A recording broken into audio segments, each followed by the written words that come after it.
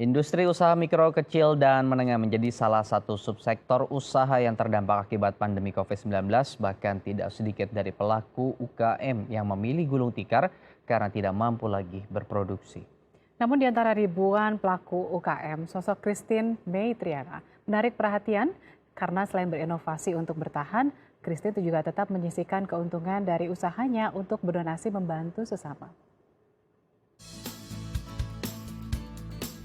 Christine May Triana sudah lebih dari 1 dekade membuat produk kerajinan tas kain berbagai jenis. Di tengah ancaman pandemi COVID-19, beliau tetap berupaya keras menghidupi sekitar 50 penjahit konveksinya. Saat ini Christine membuat variasi produk masker dan APD dengan memberikan harga sama seperti harga produksi untuk keperluan donasi. Karena menurutnya usaha tidak selalu mengenai profit, tapi juga bagaimana bisa berguna bagi masyarakat sekitar. Baginya profit hanya bonus untuk segala kerja keras yang sudah dilakukan. Saat ini ia dan para karyawannya telah memproduksi sekitar 200.000 pieces masker dan lebih dari 25.000 pieces APD yang disalurkan ke berbagai tempat di Jakarta, Bali, Sulawesi, Nusa Tenggara Timur, dan Papua. Lalu bagaimana cara Christine mempertahankan usahanya dengan tetap berdonasi? Kita telah terhubung dengan Christine May Triana melalui sambungan Skype. Selamat pagi Mbak Christine. Halo, selamat pagi. Ya, Mbak Christine, ini bisa ceritakan sedikit dulu nggak nih, bagaimana dampak COVID-19 ini mempengaruhi bisnis atau usaha Mbak Christine? Ya, awal diumumkannya ada positif COVID gitu ya, itu serta-merta tuh langsung semua orderan di-cancel sih. Ada beberapa perusahaan yang udah tender sama kita, kemudian ditunda sampai waktu yang tidak ditetapkan. Hmm. Waktu itu udah lumayan ini juga karena lagi giat-giatnya kan karyawan menjahit karena mau menghadapi puasa kan, mau menghadapi Lebaran gitu. Jadi mereka itu rajin banget kerjanya itu supaya dapat hasilnya banyak gitu. Tapi aktualnya ternyata orderan kan di-cancel. Jadi lumayan berpengaruh banget waktu itu. Iya. Kemudian alih pekerjaan atau alih fungsi dari kegiatan teman-teman seperti apa? Inovasi-inovasi yang dilakukan oleh seorang Christine akhirnya bisa bertahan sampai dengan saat ini. Bahkan selesai Lebaran juga masih bisa produktif begitu. Apa inovasi yang akhirnya dikembangkan oleh Mbak Christine dan teman-teman? Ya, jadi awalnya gini, waktu itu kan nggak ada kerjaan gitu ya. Terus ada temen yang kebetulan suaminya dia di rumah sakit gitu ya. Dia minta tolong ke saya, bisa nggak Kris bikin kayak gini gitu karena kekurangan banget. Saya lihat kan APD itu, oh ini cuman kayak gini doang, dilihat contoh yang di rumah sakit itu ini cuman kayak gini doang. Dan kebetulan karena bahannya kita juga tahu, semua akhirnya kita coba, kita pola, waktu itu awal produksi sih sebenarnya niatnya nggak untuk produksi massal gitu ya. Cuman untuk membantu temen aja karena memang di sana nggak ada sama sekali kekurangan APD gitu kan. Kita bikin awal-awal cuman bikin sedikit dan itu juga untuk mengaryakan karyawan-karyawan aja supaya dia tetap ada kerjaan karena waktu itu kan sempat stop kita produksi ada mungkin sekitar 1 minggu. Akhirnya pada saat orang kenal gitu APD kita, akhirnya malah tambah banyak dan kemudian tambah lagi selain APD apa gitu. Mereka minta dilengkapi dengan masker, kemudian juga face shield kayak gitu. Sampai kemudian ada juga yang minta order tas ya, goodie bag buat sembako. Nah, itu awalnya sih sebenarnya itu teman-teman relawan, kebetulan karena saya aktif di komunitas-komunitas sosial gitu. Teman-teman relawan juga pada minta, Kris coba deh tolong nih kita butuh APD gitu. Karena kalau dia beli di luaran itu kan harganya lumayan tinggi ya. Sedangkan kalau kami kan karena dulu niatnya memang awalnya untuk sosial, ya harganya jauh banget dari harga pasaran kayak gitu.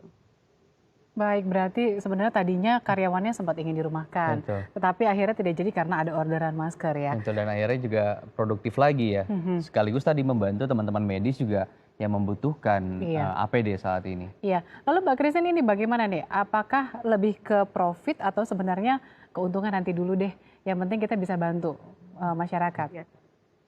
Ya emang dari awal sih kami itu bergerak based on ini ya sosial gitu ya karena kita melihat di mana-mana itu kekurangan APD gitu. Jadi ya profit belakangan sebenarnya waktu itu tapi juga menyesuaikan akhirnya sih.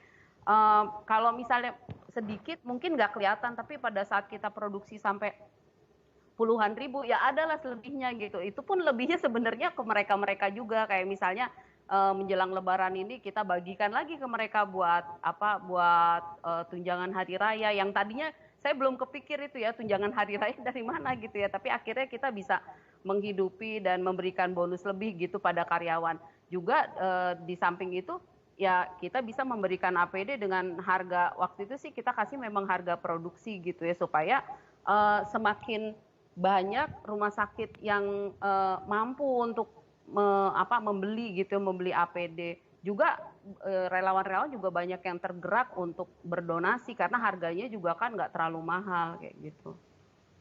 Oke. Jadi tadi ya sebetulnya cara berdonasi itu unik adalah dengan tidak melebihkan harga terlalu tinggi, sekaligus juga tadi jadi terjangkau harusnya yang tadi hanya dapat 100 bisa dapat lebih banyak begitu jadi 150. Kalau boleh tahu Mbak Christine dalam sehari atau katakan 1 minggu berapa besar produksi yang dihasilkan oleh rumah produksi yang dipimpin sekarang sama Mbak Christine? Kalau untuk APD itu awalnya sih hanya 100 per hari. Kemudian karena banyak UKM juga yang nggak bisa bergerak ya karena kondisi ini yang sama sebenarnya seperti kami yang orderannya di cancel, kemudian juga nggak bisa jualan gitu ya.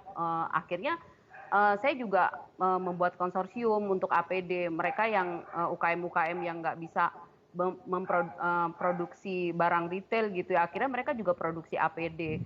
Jadi sekarang perharinya itu kita bisa produksi sampai 1000 buah. Berapa 1000 banyak pieces. Mbak Christine yang diajak untuk bekerja sama dengan usaha yang Mbak Christine jalankan ini? Banyak Mbak.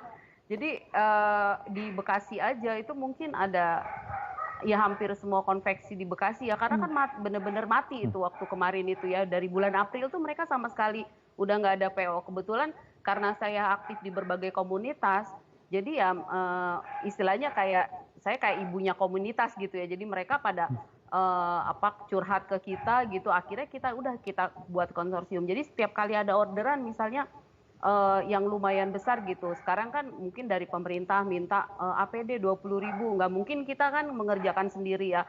Semua UKM ini yang tadinya nggak ada kerjaan ya kita ikut kita ikut berdayakan gitu. Akhirnya mereka semuanya bisa ini. Ditambah kan banyak karyawan-karyawan kita itu konveksi ini nggak bisa pulang ya. Jadi bingung juga gitu di sini mau ngapain kalau misalnya nggak ada kerjaan. Terakhir ini kan kita ngerjain masker ya. Masker itu kita bisa ngerjain sehari itu sampai 50.000 pieces. Itu ya sama karena gerak-gerakannya ini menghasilkan produk yang banyak itu karena bantuan dari teman-teman UKM. Jadi sekali kita misalnya terima order ya langsung mereka semua saya libatkan gitu. Baik. Dari inovasi yang kecil akhirnya menjadi berkah dan berkahnya tidak dinikmati sendiri tapi juga disebarkan kepada pelaku UKM yang lain di sekitar wilayah Mbak Christine. Terima kasih Mbak Christine sudah berbagi inspirasi di Halo Indonesia. Ya pemirsa, usai jeda kita akan berbincang strategi UMKM bertahan di tengah pandemi. Tetap bersama kami di Halo Indonesia.